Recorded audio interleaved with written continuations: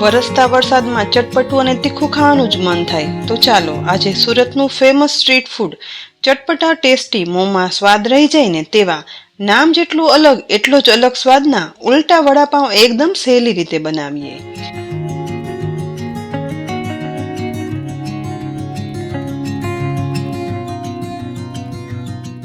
ઉલટા વડાપાઉં બનાવવાની શરૂઆત સ્ટફિંગ બનાવવા માટે અહીં મેં પેન ગરમ કરવા રાખી દીધી હતી. ફ્લેમ લો જ રાખી તેમાં 3 ટીસ્પૂન જેટલું તેલ ગરમ કરવા માટે ઉમેરી દેવાનું છે. તેલ ગરમ થાય ને એટલે તેમાં અડધી ટીસ્પૂન રાઈ સાથે મીઠા લીમડાના પાન અને સહેજ એવી હિંગ ઉમેરશું.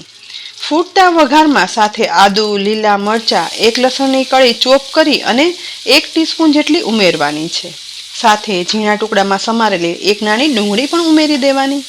હવે તુરંત જ ગેસની લો ફ્લેમ પર જ ગરમ વઘારમાં સહેજ એવું સાતળશું, જેથી બધું સહેજ એવું ગુલાબી બ્રાઉન સતળાઈ ફ્લેવર ઉભરી અને બહાર આવે. વધારે સમય ના સાતળતા સાથે જ તેની અંદર 1/4 ટીસ્પૂન હળદર પાવડર અને અડધી ટીસ્પૂન મીઠું ઉમેરી તુરંત જ વઘારમાં મિક્સ કરી દઈશું, જેથી સ્ટફિંગ બનાવીએ ને ત્યારે હળદરનો કાચો સ્વાદ ના આવે અને મીઠું પણ બધામાં સરસ ભળી જાય. સાથે અહીં મેં 2 મીડિયમથી મોટી સાઈઝના બટેટાને બાફી અને મેશ કરી લીધા છે, તો તે પણ ઉમેરી દેવાના. તેની સાથે સમારેલી કોથમીર ઉમેરી અડધા લીંબુનો રસ ઉપરથી નીચોવી લઈશું. બસ, હવે બીજું કાંઈ જ ઉમેરવાની જરૂર નથી. ગેસની ફ્લેમ લો જ રાખતા આ બધો મસાલો વઘારમાં મિક્સ કરી દેવાનો છે, જેથી ઉલટા વડાપાઉં માટેનો મસાલો એટલે કે સ્ટફિંગ બની તૈયાર થાય. અને આ મસાલો જેટલું સિમ્પલ રાખશો ને એટલા જ આ ઉલટા વડાપાઉં ટેસ્ટમાં એકદમ સરસ બનશે. બસ, મસાલો સરસ તૈયાર થઈ ગયો છે તો ગેસની ફ્લેમ બંધ કરી નીચે ઉતારી લઈએ અને એક ડીશમાં આ સ્ટફિંગ કાઢી લઈશું, જેથી મસાલો છે ને તે ભરવા સમયે સાવ ઠંડો થઈ જાય. એ દરમિયાન ઉલટા વડાપાઉં માટેનું ઉપરના લેયરનું બેટર બનાવવા એક ઊંડા બાઉલની અંદર 1 કપ ચાળેલો બેસન ઉમેરી દેવાનું. આ બેસનની અંદર અડધી ટીસ્પૂન મીઠું, 1/8 ટીસ્પૂન હળદર પાવડર, 1/8 ટીસ્પૂન બેકિંગ સોડા અને 1 ટીસ્પૂન તેલ ઉમેરી દઈશું. સાથે અડધા લીંબુનો રસ પણ ઉપરથી નીચોવી દેવાનો.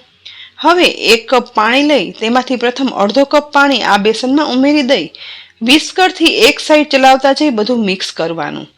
અહીં પાણી છે ને તે એક સાથે ના ઉમેરી દેતા થોડું થોડું જોઈએ ને એ પ્રમાણે ઉમેરી સતત ચલાવતા જઈ અને લમ્સ વગરનું બટેટા વડા કે ભજીયા માટેની મીડિયમ થિકનેસનું મિશ્રણ બનાવતા હોય ને તે જ થિકનેસનું મિશ્રણ તૈયાર કરવાનું છે. સહેજ એવો બેકિંગ સોડા અને લીંબુ ઉમેરવાથી આ મિશ્રણ છે ને તે એકદમ સફેદ અને ઉજળું બનશે અને વડાપાઉં બન્યા પછી ઉપરના લેયરમાં જરા પણ તેલ નહીં ભરાય. અહીં મિક્સ કરતા બેસનનું સ્મૂધ મિશ્રણ બની અને તૈયાર થઈ ગયું છે. આ મિશ્રણ બનાવવામાં 3/4 કપ જેટલું પાણીનો ઉપયોગ કર્યો છે. તો સ્ટફિંગ અને બેટર તૈયાર થઈ જાય ને એ પછી અહીં મેં ઉલટા વડાપાઉં બનાવવા માટે લાદી પાઉં જે આપણે પાઉંભાજીમાં વાપરીએ છીએ ને તે સોફ્ટ બન લીધા છે, જેમાંથી 2 પાઉંનો ઉપયોગ અહીં આપણે કરશું. પાઉંને લઈ અને ધારદાર ચપ્પુ વડે તેમાં વચ્ચેથી આ રીતે અંદર સુધી પોણો કટ લગાવી લેવાનો છે. એ જ રીતે બીજા પાઉંમાં પણ ચપ્પુ વડે કટ લગાવી લઈશું, જેથી આપણે સ્ટફિંગ છે ને તે ભરી શકીએ. એ પછી અહીં મેં ફુદીના, કોથમીર, આદુ, લીલા મરચાંની લીલી ચટણી લીધી છે. તેની સાથે લસણ, લાલ મરચું પાવડર, ગોળ અને લીંબુ બનાવેલી લસણની તીખી ચટણી પણ બનાવી લીધી છે. આ બંને ચટણી સાથે ખજૂર આંબલીની ચાટ માટેની ચટણી બનાવવાની રેસીપી અમારી ચેનલ પર છે, જેની લિંક પણ મેં ડિસ્ક્રિપ્શન બોક્સમાં આપી છે. તો આ ઉલટા વડાપાઉં બનાવીએ ને એ પહેલાં આ ચટણી જરૂરથી જોઈ લેજો. અહીં પહેલા એક પાઉં ખોલી લઈ અંદરની એક સાઈડ લીલી ચટણી લગાવી લેવાની છે. આ ચટણી એવી રીતે લગાવવાની કે જેથી એક સાઈડ આખો લીલી ચટણીનો લેયર તૈયાર થાય. એ જ રીતે પાઉંની અંદર ઉપરની બીજી સાઈડ લસણની લાલ ચટણી બનાવી છે ને તેને પણ લેયર બનાવી લગાવી લેવાની છે. અહીં જુઓ, એક પાઉંમાં આ રીતે તૈયાર કરી લીધા પછી બીજા પાઉંમાં પણ નીચેની સાઈડ લીલી ચટણીનું આખું લેયર બનાવી લઈશું અને ઉપરની સાઈડ લાલ ચટણીનું લેયર બનાવવાનું છે. ઉલટા વડાપાઉંમાં સાચો ટેસ્ટ સ્ટફિંગ સિવાય આ લીલી અને લાલ ચટણીથી જ આવે છે અને તેનાથી જ તેનો અલગ લુક થાય છે. બંને ચટણી લગાવાઈ જાય ને એ પછી હવે બનાવેલા બટેટાનું સ્ટફિંગ છે ને તે સાવ ઠંડુ થઈ ગયું છે અને લમ્સ વગરનું એકદમ સોફ્ટ પણ છે. તો સ્પેચ્યુલાની મદદથી થોડું એવું આ સ્ટફિંગ લઈ લીલી ચટણીના લેયર ઉપર એકદમ સરસ રીતે બનમાં તે સ્પ્રેડ કરી દેવાનું છે. અહીં આ લેયર એવી રીતે સ્પ્રેડ કરવાનું જેથી સરખી થિકનેસની સરફેસ બની અને તૈયાર થાય. બસ એક બનમાં સ્ટફિંગ લગાવ્યા પછી બીજા પાઉમાં પણ એ જ રીતે આ મસાલો સ્પ્રેડ કરવાનો છે. સ્ટફિંગ લગાવાઈ જાય ને એ પછી આ રીતે પાઉને બંધ કરી બધી સાઈડથી મસાલો કવર કરી લેવાનો. અહીં આ રીતે બંને પાઉની અંદર સ્ટફિંગ સરસ સેટ થઈ ગયા પછી હવે ઉલટા વડા પાઉં તળવા માટે તેલ કઢાઈમાં ગરમ કરવા મૂક્યું છે. ઉલટા વડા પાઉંની થિકનેસ છે ને તે વધારે હોય છે, માટે હંમેશા તે તળવા માટે ઊંડી કઢાઈમાં તેલ ગરમ કરવા માટે રાખવું જરૂરી છે, જેથી ઉલટા વડા પાઉં પ્રોપર તળી અને તૈયાર કરી શકાય. હવે ચટણી લગાવી સ્ટફિંગ ભરેલા પાઉંને બનાવેલા બેસનના બેટરની અંદર બોળી દેવાનું. હાથ વડે જ બધી સાઈડથી બેટર છે ને તે એકદમ સરસ કવર કરી લેવાનું છે. અહીં આ બેટર થીક હશે ને તો પાઉંની બધી સાઈડ સરસ કવર થઈ જશે અને બેટરથી કવર થયેલા આ બંને હવે ગેસની મીડિયમ ફ્લેમ પર ગરમ થતા તેલમાં ધીરે રહી અને તળવા માટે ઉમેરી દેવાનું છે.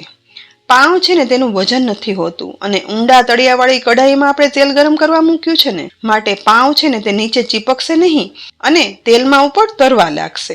બસ અહીં નાની કઢાઈ છે ને એટલે એક જ બંધ પહેલા તળીશ. લગભગ 1 મિનિટ એક સાઈડ તળાયા પછી હવે ધીરે રહી અને તેની સાઈડ ચેન્જ કરવાની છે અને બીજી સાઈડ પણ આ જ રીતે તેને તળાવા દઈશું. નોર્મલી આપણે બટેટાવડા બનાવીએ તેટલો સમય આ બન તળવામાં લાગશે. સાઈડ ચેન્જ કરતા જઈ અને લગભગ 2 થી 3 મિનિટમાં જ અહીં જુઓ ઉપર એકદમ ઉજળા કલરના લેયર સાથે વડું તળાઈ અને તેલમાં ઉપર સરસ તળવા લાગ્યું છે. બસ વધારે ડાર્ક કે ગોલ્ડન બ્રાઉન પડ ન કરતા તળાયેલા આ ઉલટા વડા પાઉંને તેલમાંથી નિતારી અને બહાર કાઢી લઈ ડીશમાં પાથરેલા ટીશ્યુ પેપર પર રાખી દઈશું, જેથી વધારાનું તેલ છે ને તે પણ શોષાઈ જાય અને કોરા પડ સાથેનું આ ઉલટું વડું પાઉં બની અને તૈયાર થાય.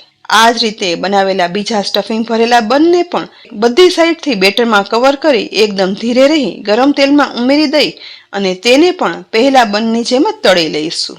તેને પણ બહાર કાઢી ટીશ્યુ પેપર પર રાખી દઈએ અને એકદમ કોરું થવા દઈશું. નોર્મલી વડાપાઉંથી બિલકુલ ઉલટા અલગ એટલે કે ઉલટા વડાપાઉં બનાવવાની છે ને એકદમ સહેલી રીત.